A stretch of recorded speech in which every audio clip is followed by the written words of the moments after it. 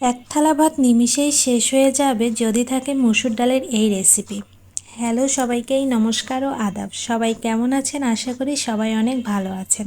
আমার নতুন একটি ভিডিওতে সবাইকেই স্বাগতম।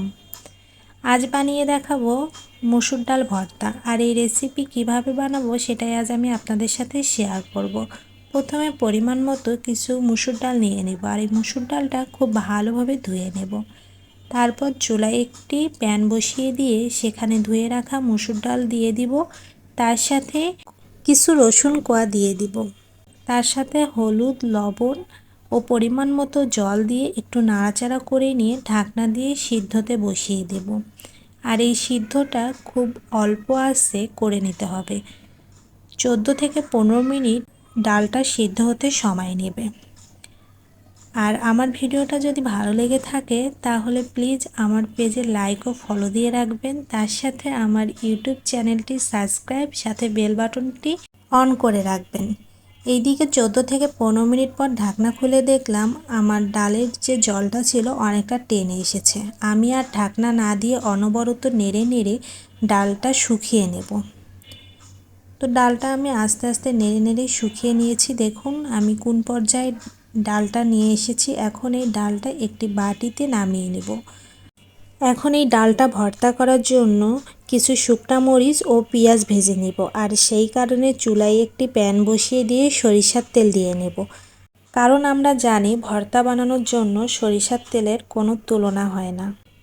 কিছুটা শুকনা মরিচ আমি তেলের মধ্যে ভেজে নিচ্ছি, তার সাথে কুচি করে রাখা কিছু পেঁয়াজ আমি সুন্দর মতো হালকাভাবে ভেজে নেব।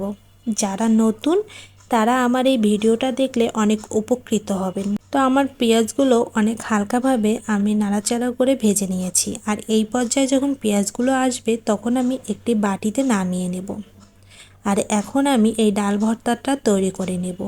এখানে একটি বাটিতে শুকনা মরিচগুলো নিয়ে নিয়েছি, আর শুকনা মরিচগুলো হাত দিয়ে খুব ভালোভাবে মেখে নিব। তার সাথে ভেজে রাখা পেঁয়াজগুলো অনেক সুন্দরভাবে মেখে নিয়ে এখানে ধনেপাতা কুচি দিয়ে দিব। আপনারা যে যেমনটা পছন্দ করেন তারা ঠিক সেই পরিমাণ ধনেপাতা, পেঁয়াজ, মরিচ নিয়ে নেবেন। আমি একটু ঝাল খেতে পছন্দ করি, সেই কারণে ঝালের পরিমাণটা একটু বেশি দিয়ে দিয়েছি। সব কিছু মেখে নিয়ে এখন আমি ডালগুলো দিয়ে দিলাম। ডালগুলো দিয়ে খুব ভালোভাবে মেখে নেব।